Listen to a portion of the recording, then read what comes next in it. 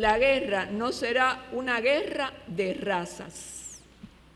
La motivación fundamental para esta investigación radica en que pertenecemos a la cátedra antirracista del Barona, de la Universidad Pedagógica Enrique José Barona, con un proyecto que también dirige la doctora O'Farrill. Y a partir de esa motivación es que yo decido iniciar esta investigación, para mí nueva, es algo que está en ciernes. Por lo tanto, le agradezco al auditorio todas las recomendaciones o sugerencias al respecto. Entonces, decimos, esta propuesta investigativa se realiza con la finalidad de analizar la posición antirracista martiana en relación con su estrategia para lograr la unidad de los cubanos en su proyecto libertador. Para ello se tendrá en consideración una muestra de sus textos más representativos. Hemos analizado, pero no se asusten porque no todos no van a ser expuestos, hemos analizado Mi Raza, Vázquez, Hermano de la Liga, Los Cubanos de Jamaica en el Partido Revolucionario Cubano, Juan Gualberto Gómez, Antonio Maceo, y las piezas oratorias Con Todos y para el Bien de Todos, el texto o el artículo El Plato de Lentejas, el Manifiesto de Montecristi y la carta respuesta de Nueva York Herald el 2 de mayo de 1895. De esa diversidad textual hemos extraído algunas referencias, así que no se asusten demasiado.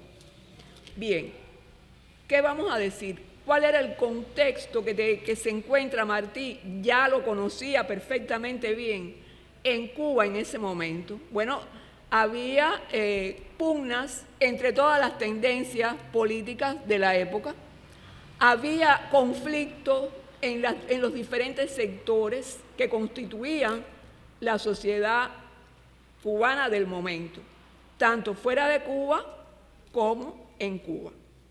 Ahora, en lo que respecta al problema de las razas, un problema muy sensible, ¿qué situación existía?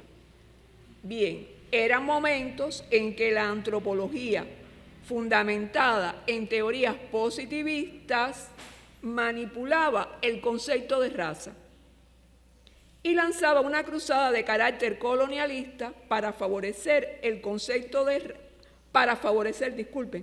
poder de los blancos contra los negros, o sea, el llamado racismo, a partir de falsas hipótesis de superioridad de unos e inferioridad de otros. Por supuesto, Martí, desde su concepción humanista, no asume esas hipótesis.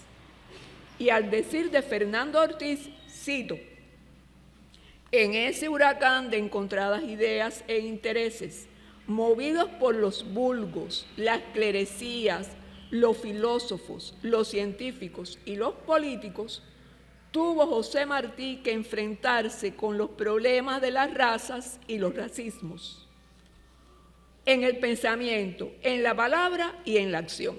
Fin de la cita. Martí rotundamente afirmó que no hay razas. Cito, no hay odio de razas porque no hay razas. Y de esa forma desvirtúa las concepciones pseudocientíficas, de la época. Y como apunta Ortiz, cito, denominó de forma genial a esas razas inventadas por los antropólogos. Las llamó razas de librería. Fin de la cita. Lo cual queda consignado en su cenital ensayo Nuestra América. Ahora, si nos referimos al artículo Mi Raza, publicado en 1893 en Patria, como habíamos dicho, impugnó ese concepto al negar su existencia. Y cito, hombre es más que blanco, más que mulato, más que negro. Y cubano es más que blanco, más que mulato, más que negro. Para Martí, como apunta el investigador Pedro Pablo Rodríguez, la condición humana y la identidad nacional constituyen el elemento prioritario sobre las diferencias somáticas y culturales. Es obvio, por tanto, que la raza para Martí, en primer lugar, era la humana, como la cubana era seguidamente en términos de nacionalidad. Fin de la cita. Ahora, desde el punto de vista político, volvemos al artículo Mi Raza, constituye una respuesta al gobierno español que sembraba el pánico en la burguesía azucarera, augurando una rebelión de esclavos, que sembraba el pánico en la una rebelión de esclavos, lo que tuvo eco en otros grupos políticos que desde posiciones racistas trataban de desacreditar el proyecto libertador, al afirmar que se desataría una guerra entre negros y blancos. Realmente en la Cuba, después de consultar algunas bibliografías, expongo, realmente en la Cuba de la época no existían condiciones para que se desatara una confrontación de esa índole. Pero sí era necesario impugnar la propaganda colonial. Por ello, Martí, en el cierre del texto, afirmó, cito, en Cuba no habrá nunca guerra de razas. Ahora bien, no obstante, Martí, en aras de propiciar una convivencia armónica entre todos los colores, se dirige a la población blanca cubana para alertar que un racismo blanco puede suscitar un racismo de signo contrario. ¿Cómo se ilustra en el siguiente fragmento? Y aquí sí tengo que leer un fragmento del propio texto Mi Raza que ilustra lo que acabo de decir. Dice, el racista blanco que le crea a su raza derechos superiores, ¿qué derecho tiene para quejarse del racista negro que le vea también especialidad a su raza? El racista negro que ve en la raza un carácter especial, ¿qué derecho tiene para quejarse del racismo blanco? El hombre blanco, por razón de su raza, se cree superior al hombre negro, admite la idea de la raza y autoriza y provoca al racista negro. El hombre negro, que proclama su raza, cuando lo que acaso proclama únicamente en esta forma errónea es la identidad espiritual de todas las razas, autoriza y provoca al racista blanco. Entonces, este fragmento, el crítico y estudioso Dionisio Poey Baró, sobre él se detuvo en su trabajo investigativo y señala sobre lo que Martí llama racismo negro al afirmar que en los documentos, este estudioso Dionisio Poey Baró llama la atención sobre este fragmento que acabo de leer y dice Dionisio Poey Baró, cito, que los documentos publicados en la Cuba de esta época, los historiadores no constatan la existencia de un racismo negro. Ni cuando Martí escribe sobre Maceo, Rafael Serra, Juan Alberto Gómez u otro de sus colaboradores negros, no alude a tendencias racistas. Y continúa Poey. Podemos entonces preguntarnos quiénes eran los negros sostenedores de esas tendencias racistas mencionadas en el artículo. ¿Existían realmente? O sea, este investigador nos pone a reflexionar. Y seguimos la línea de pensamiento de este investigador cuando dice, la falta de evidencia nos lleva a pensar que lo que Martí pretendía con esas frases colocadas en el artículo Mi Raza era dialogar primordialmente con los lectores blancos, especialmente con aquellos prejuiciados, desconocedores de las asociaciones reivindicativas de los negros y de sus posiciones acerca de las relaciones entre las razas. Temían instintivamente la existencia o emergencia de un racismo negro. Martí escribe para ellos, colocando como válidos sus temores sobre la existencia de un supuesto racismo negro y advirtiendo lo que pudiera ocurrir en caso de que continuaran sosteniendo posiciones que aislaban al negro. Esa es la consideración de este estudioso.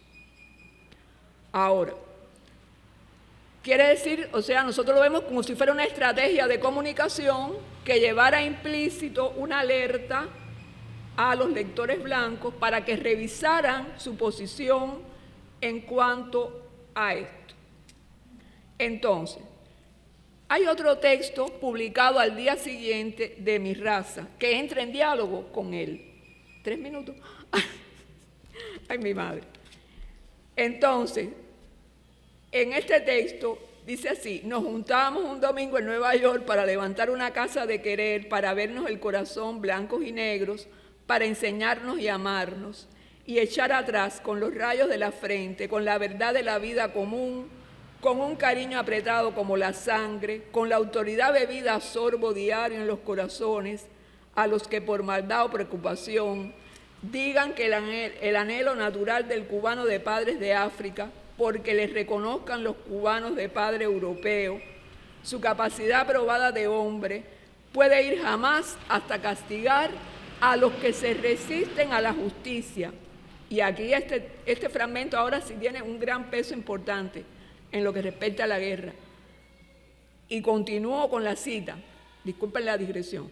Por una guerra basada en la diferencia de color que se quiere desvanecer en los que están prontos a morir por el derecho del hombre, sea negro o blanco.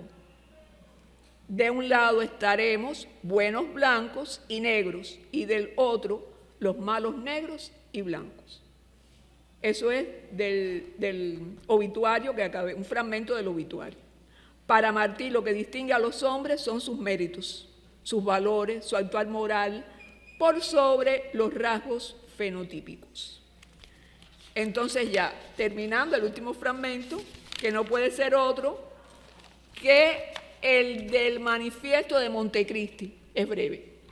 Dice así: en el Manifiesto de Montecristi, considerado el documento oficial del Partido Revolucionario Cubano, constituye una declaración de principios sociopolíticos, psicológicos y ético-morales, donde dedica la 6ª cláusula para demostrar sus argumentos al gobierno español, que pretendía desviar la atención propagando el odio y rivalidades entre nacionalidades y razas, a fin de soslayar las causas reales que habían provocado el inicio de la guerra.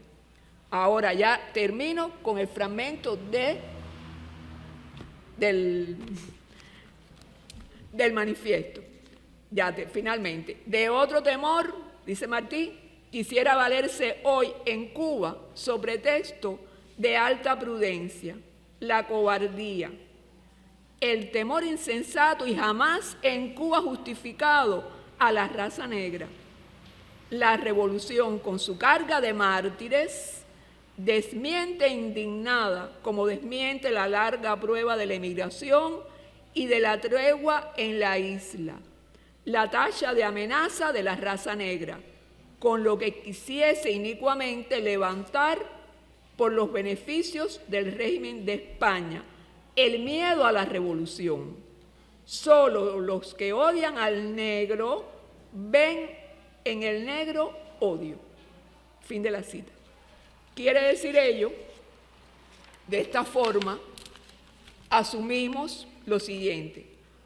Bueno, a manera de unas conclusiones preliminares, porque dije que es un trabajo todavía en ciernes, bueno, Martí se demuestra conocedor de los problemas de Cuba, lo que se evidencia en los objetivos de su proyecto libertador, de enaltecer la dignidad de los cubanos sobre la base de la libertad y la igualdad. Y denuncia con sólidos argumentos que el peligro del racismo atentaría contra la unidad de los cubanos. Para ello expone su concepción acerca de la inexistencia de las razas, a partir de la defensa de la condición humana y de la identidad nacional. Hasta aquí llega mi intervención.